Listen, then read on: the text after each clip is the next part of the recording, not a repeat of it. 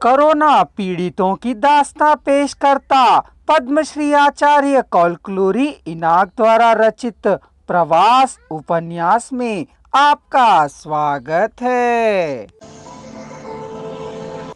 ओरे सन की गधे, औरत को विधवा कहते हो, ऐसा कहना उचित नहीं है रे। सीता ने चेताया। क्या हमारे साथ ही आओगे, हमारे झुंड में ही रहोगे? रतन ने स्पष्ट रूप से पूछा। हाँ, रहूंगा। फिर दोबारा, अगर ऐसी हरकत की तो ठीक नहीं होगा, कह धमकाया। हाँ हाँ, दोबारा नहीं करूंगा।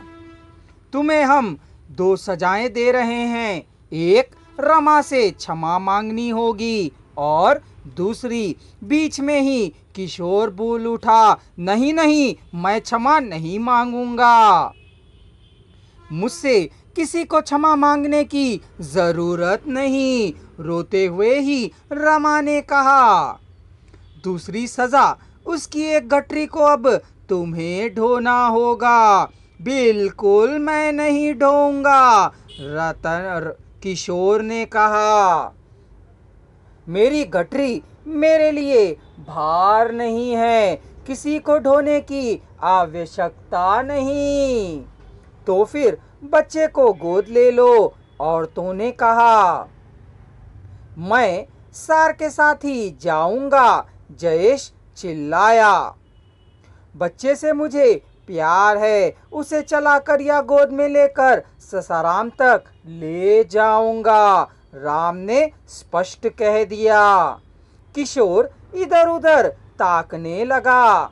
रतन की पत्नी, बेटी और गठरियों से तकलीफ झेल रही थी। यदि एक गठरी किशोर को दे दिया जाए तो उसे राहत मिलेगी और किशोर का भी भला होगा। मुझे यह सजा क्या दे रहे हो? किशोर ने पूछा। सजा नहीं, सहायता कहो, राम ने कहा। ठीक है, किशोर ने कहा।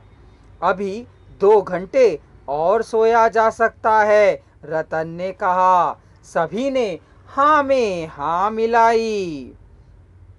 जो खड़े थे वे बैठ गए, जो बैठे थे वे बगल को करवट लेकर लेट गए थे। राम का खून खौल रहा था, नींद नहीं आ रही थी। उसके मन में आक्रोश भरा हुआ था।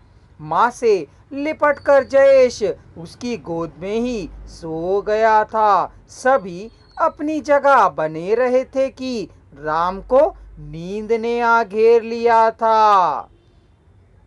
यह कैसा आदमी है, उसे कितनी जल्दी नींद कैसे आ जाती है, कह खींच रही थी। किशोर रात भर दुखी होता रहा। सवेरे होते ही सभी चलने के लिए तैयार हो गए थे, पर किशोर का गुस्सा शांत नहीं हुआ था। एपिसोड 12। आधी रात के बाद कोई भी ठीक से सो नहीं पाया था, इसलिए सवेरे उनकी नींद नहीं खुली थी। 1 घंटा देर से वे चले थे। किशोर को औरतें घृणा की दृष्टि से देख रही थी। वह सिर झुकाकर चल रहा था। गठरी भारी नहीं थी, पर उसे ढोने की आवश्यकता भारी पड़ रही थी। वह सजा की अपेक्षा अपमानजनक अधिक था। रतन ने रास्ते में 2 बार किशोर से पूछा, क्या गठरी भारी है? क्या मैं इसे ले लूं? थोड़ी देर तुम सुस्ता लो।